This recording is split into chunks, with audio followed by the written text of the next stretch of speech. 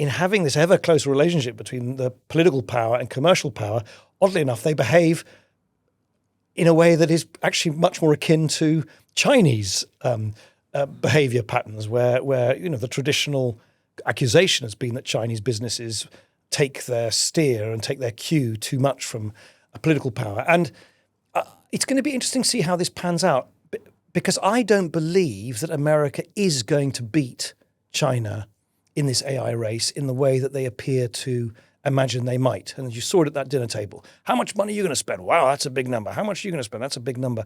It's almost as if it's a tacit assumption that America can beat China in AI in the way that it outspent the Soviet Union in the Cold War, and there's going to be a Berlin Wall moment, and then suddenly someone in Silicon Valley is going to say, Eureka, in the middle of the night, I've got AGI, I've got super intelligence.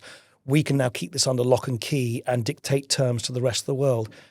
I think China is far, far too powerful and technologically gifted and adept to be sort of treated like that.